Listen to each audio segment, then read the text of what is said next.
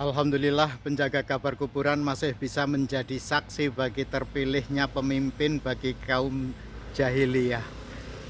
Dalam hiruk pikuk Pilpres 2024 ini luar biasa, Ganjar Pranowo yang sudah kita bangga-banggakan akan memimpin Indonesia, menyejahterakan rakyat Indonesia karena program-programnya yang itu betul-betul merakyat, ternyata dikalahkan dengan sangat dramatis oleh siapa?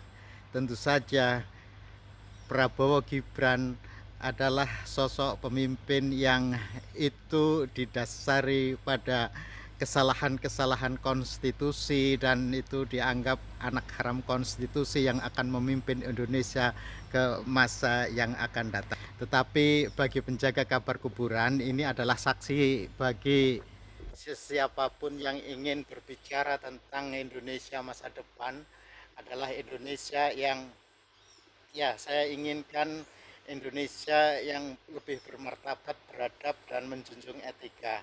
Tetapi pengalaman mengabarkan kepada kita peristiwa 14 Februari kemarin adalah peristiwa yang bagi penjaga kabar kuburan penuh pelajaran yang luar biasa. Dan apa yang sebenarnya ingin saya ceritakan dari kesaksian ini, baliho yang saya pasang di sini adalah sebagai bukti dan sebagai nazar untuk tidak akan mencopot ini sampai nanti apa yang diomongkan oleh pengamat politik Koni Bakri,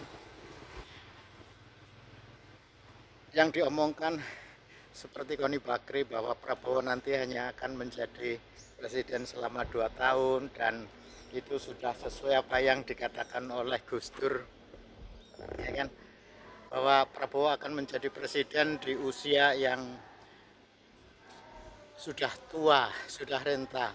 Dalam arti kata, mungkin Prabowo akan menjadi pemimpin yang dia seperti dikatakan Koni Bakri itu mungkin 3 tahun, mungkin 2 tahun, dan selebihnya diteruskan oleh Wakil Presiden Gibran. Ini cerita yang sebenarnya sangat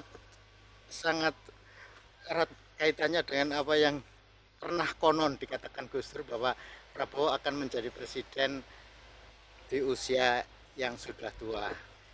Bisa jadi seperti halnya Gus Dur menjadi presiden di usia yang sudah tua itu tidak lebih dari 2 tahun, seperti halnya Gus Dur yang juga memiliki usia jabatan hanya 2 tahun. Nah, ini bagian dari skenario-skenario alam yang saya melihat dari setiap lembar daun yang ada di sini. Adalah daun-daun yang namanya saja kita kadang tidak tahu, tetapi dari setiap lembarnya itu, jika satu saja yang jatuh, Allah tahu. Itulah rahasia Allah, rahasia alam yang diisyaratkan dalam Al-Quran, jelas bahwa wa mata sekutumi warokotin illa yang lamuha. Kita sudah tahu, sudah sering saya sampaikan, selembar daun yang jatuh itu pun sebenarnya Allah sudah merencanakannya, sudah menetapkannya, dan takdir bahwa Prabowo akan menjadi presiden di usia yang tua. Itu adalah juga bagian dari skenario alam. Cuma apa yang akan terjadi kemudian itu semua hanya rahasia Allah. Dan seperti halnya ketika Prabowo ditargetkan harus menang dalam 1 putaran, ya kan, ketika Prabowo harus ditargetkan menang dalam 1 putaran, dan Ganjar Mahfud terutama di video sebelumnya sudah menyampaikan bahwa Ganjar Mahfud sebenarnya adalah reinkarnasi atau perwujudan ulang dari spirit Dwi Tunggal Soekarno-Hatta. Ganjar Pranowo mengilhami ajaran-ajaran Soekarno. Jadi Ganjar Pranowo diilhami, ya kan, memberikan ilham kepada kita juga bahwa gagasan-gagasan Ganjar Pranowo tidak lepas dari konsep Trisakti Bung Karno.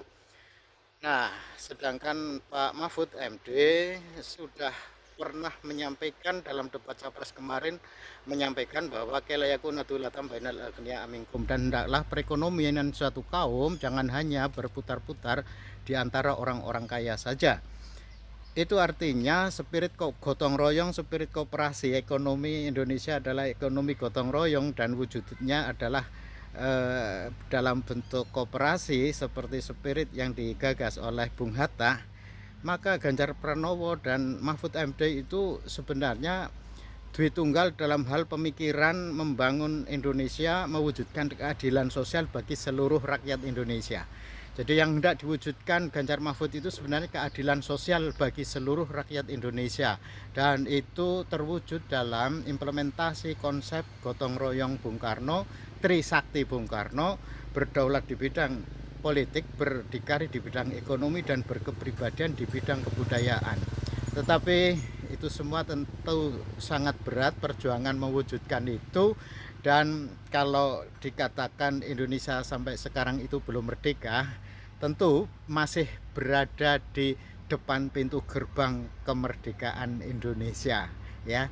Proklamasi 17 itu baru nyampe di pintu gerbang, dan setelah itu Soekarno berkuasa untuk mewujudkan cita-cita itu, tetapi geopolitik saat itu tidak memungkinkan dia mewujudkan itu semua. Ketika Jokowi dengan nawacitanya mencoba mewujudkan keadilan sosial bagi seluruh rakyat Indonesia itu, antara lain melalui BBM satu harga di seluruh wilayah Nusantara, dalam prakteknya tentu saja dominasi oligarki, kaum kapitalis, kaum imperialis, kaki tangan imperialis masih belum rela kalau harus menyerahkan itu semua kepada Jokowi. Maka ya, seperti halnya spirit Orde Baru yang menumbangkan Soekarno, ajaran-ajaran Soekarno, desoekarnoisasi itu berlangsung masif selama 32 tahun, dan setelah itu era reformasi spirit Soekarno itu juga tetap timbul tenggelam. Kekuatan PDI Perjuangan di bawah kepemimpinan Ibu Megawati, yang dia adalah penerus biologi dan penerus ideologi Bung Karno, itu menghadapi kendala hambatan melalui dunia maya yang luar biasa. Pengaruhnya ternyata berimbas sampai pada Pilpres 2024 ini. Jadi kalau PDIP itu tetap masih menjadi pemenang pemilu di 2024 ini, tetapi mengapa Ganjar Mahfud yang diusung oleh PDI Perjuangan itu tiba-tiba kandas dengan serendah-rendahnya perolehan suara menjadi nomor 3. Ini yang bagi penjaga kuburan tentu saja tidak aneh, karena skenario Allah itu maha indah, dan alhamdulillah dari penjaga kabar kuburan masih bisa memberikan kesaksian atas semua ini, dan semoga saja ada hikmah di balik itu, bahwa seperti yang konon pernah disampaikan Gus Dur, Prabowo akan menjadi presiden di usianya yang sudah lanjut. Bisa jadi apa yang disampaikan Ibu Koni Rahakanduni, Ibu Koni Bakri itu bukan sesuatu yang mustahil, tetapi semua sudah ada dalam skenario Allah. Dan dari penjaga kabar kuburan hanya ingin berpesan bahwa kita tetap yakin bahwa ajaran yang dibawa oleh Ganjar Mahfud itu adalah ajaran untuk meneruskan cita-cita Bung Karno. Visi misi dan program Ganjar Mahfud itu cita-cita yang digelurakan oleh Bung Karno dengan semangat Trisakti, tetapi semangat Trisakti itu tentu akan dihadapi oleh kaum kapitalis, kaum imperialis, dan itu tidak lepas dari bagaimana sejarah Indonesia dijajah oleh Belanda selama 3,5 abad. Maka kalau toh harus mengubah mindset cara berpikir orang-orang, terutama generasi milenial yang sekarang sudah tunas sejarah, Generasi milenial yang sudah tuna sejarah tidak mungkin diubah sebegitu rupa. Apalagi perkembangan teknologi sangat dahsyat, sangat cepat dan ya terus terang saja anak saya sendiri termasuk generasi milenial itu tetap milihnya Prabowo Gibran, tapi ketika dijelaskan mengapa memilih ini, dia tidak bisa menjelaskan. Pokoknya ya hanya ingin ini saja gitu. Nah, itu yang bagi saya Allah mengatur semuanya itu serba indah dan alhamdulillah saya bisa menjadi saksi bahwa kaum jahiliyah itu memang tetap diberi kesempatan oleh Allah untuk hidup sebagai perwujudan sifat Rahman Allah.